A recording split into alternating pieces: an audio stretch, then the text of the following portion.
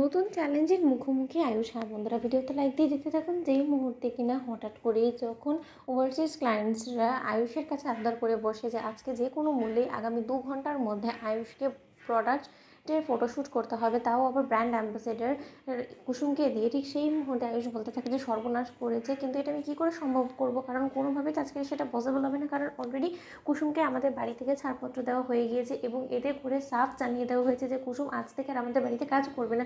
এখন আমি কোন মুখে গিয়ে কুসুমের কাছ থেকে এরকম একটা হেল্প চাইতে পারি?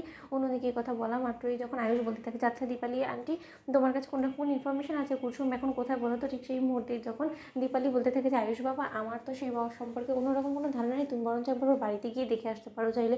অন্যদিকে কুসুমের বাড়িতে যখন কুসুমের বাবার কাছে গিয়ে আয়ুষ কুসুম সম্পর্কে খোঁজ করতে থাকে, ঠিক সেই মুহূর্তেই শঙ্কর কাকা বলতে থাকে যে আয়ুষ বাবা, আসলে কুসুম এবং সঞ্জয় ওরা দুজনেই আসলে মন্দিরে গিয়েছে, ঠাকুরকেও তো অবশ্যই নিমন্ত্রণ করতে হবে না, তার জন্যই আসলে তারা গিয়েছে মন্দিরে। কেন হঠাৎ তোমার কুসুমের কেন প্রয়োজন পড়ে গেল বলো তো? ঠিক সেই মুহূর্তে যখন আয়ুষ বলতে থাকে যে সর্বনাশ করেছে শঙ্কর কাকা, আজকে আমার খুব বেশি কুসুমকে প্রয়োজন পড়ে গিয়েছে, জানো তো আগামী 2 ঘন্টার মধ্যে যদি ওভারসিজ ক্লায়েন্টসরা আমাদের কাছে যে প্রোডাক্টের ফটোশ্যুট করানোর ইচ্ছা প্রকাশ করেছে সেটা যদি আমি না করতে পারি তাহলে অনেকটা আমার ফেস লস হয়ে যাবে এবং এতে করে আমাদের কোম্পানির যে বদনাম হবে সেটা তো আলাদাই।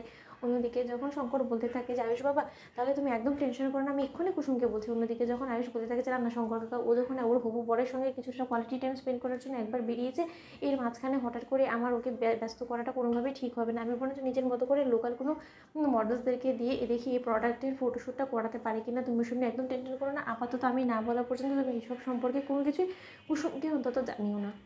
অন্যদিকে যখন দীপালি দাঁড়িয়ে দাঁড়িয়ে ইন্দ্রাণী মাথা যন্ত্রণার কথা শুনতে পাই, ঠিক সেই মধ্যে দীপালি বলতে থাকে যে আচ্ছা কোনোভাবে কি আমি ম্যাডামের মাথা ব্যথাটা দূর করতে পারি, কোনোভাবে কি আমি আগ বাড়িয়ে কুসুমকে সম্পর্কে জানাবো, কারণ ওই বেচারি তো জানেও না। যদি এমনটা হয় যে কুসুম জানতে পেরে যাওয়া মাত্রই ও হয়তো বা সময় করে এই বাড়িতে চলে এলো ঠিক সময় মতন, এমনটাও তো হতে পারে, কিন্তু ম্যাডামের পারমিশন ছাড়া কী করি বা আমি কাজটা করি।